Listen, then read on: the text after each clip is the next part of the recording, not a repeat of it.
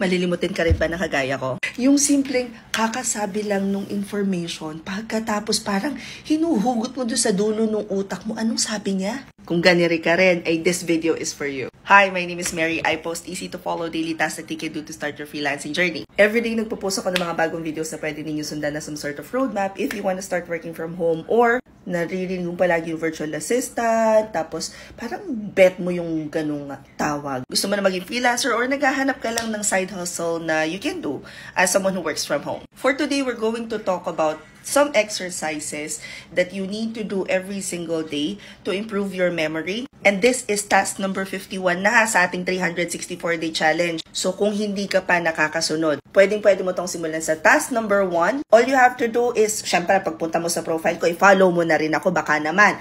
Pwede mo i-click ito or you can click the link in my bio. If you are watching this from Instagram, you can click here. I also post it on Facebook. So i-follow nyo na yung page ko. Tapos pag pinapanood mo to sa Facebook, tingnan mo yung caption, nandun yung link. The link should take you here.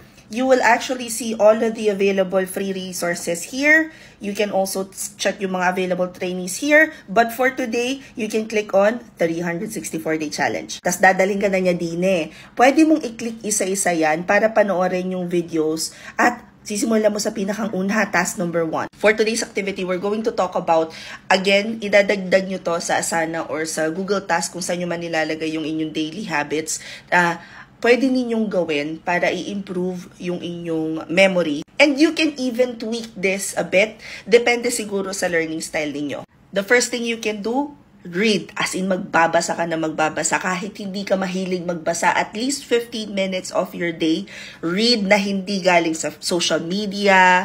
Read na hindi yung magbabasa ka lang ng chismis, ng latest balita sa mga artista. Maghanap ka ng mga books, self-help books, any type of books na matututo ka ng bagong skill set or alam mong ikauunlad ng utak mo at ikaka-stretch ng brain cells mo. Ganyan. Next, listen to audio. Ang dami pa din ngayong hindi nakikinig sa mga podcast na sa akin it really helps, lalo na halimbawa, nag-e-exercise ako. So, it's about 30 minutes hanggang mga 1 hour ako sa treadmill.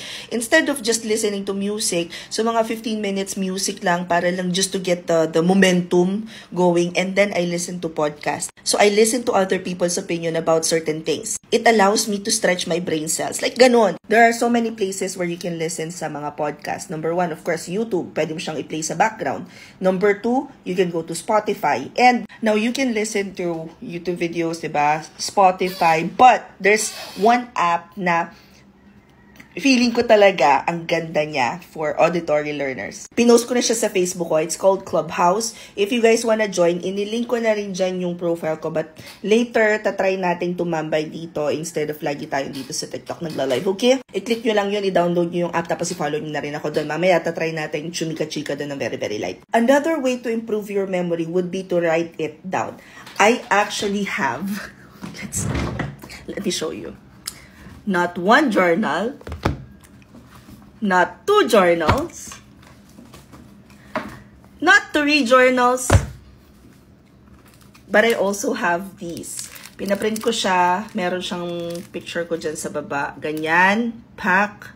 Diba? It's so cute, like notepads. Sobrang nakakatulong sa akin to, lalo na dito sa 364-day challenge. Kasi whenever I have an idea for like a challenge or a content, sinusulat ko kagad siya. Write things down. You can also go to keep.google.com. Ito yung parang notepad mo na nasa loob ng Google mismo. So kahit hindi ka sa same computer mag-login, kahit sa phone mo, pwede ka mag-notes dyan. As a matter of fact, nandito yung shopping list namin, nilagyan ko siya dyan. Pinakita ko na rin dito sa 364-day challenge kung paano yan gamitin, ganyan. Next activity, mind mapping. Yung mind mapping, nakakatulong siya sa pag-improve ng yung memory retention mo overall. Para siyang visual brainstorming technique na, how do you say it? Ino-organize niya yung information ng clear and structured. So parang meron siya mga diagram, ideas, concepts, and all. One of the most popular websites for mind mapping is Koggle.it. Tapos, sobrang marami to ha. Meron silang yan. May free version naman na sila. Free forever yan. But I want you to go right at the bottom of the list. If you click on what is mind mapping, it will give you this. And you know what this is? This is actually a free tutorial. So, i-click mo lang yan. You can also go to help and documentation, pack.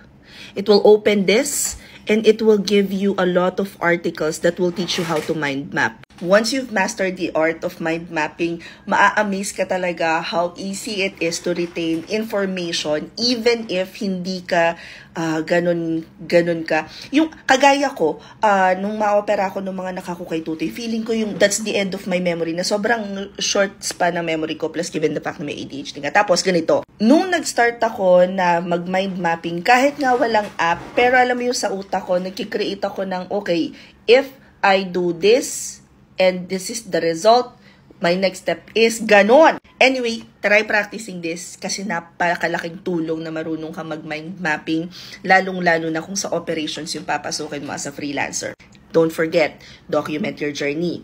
Tag me. Tas use the hashtag freelancer na Midas 2023. Comment any questions you guys have about working from home. Follow for more work from home chismis. Bye!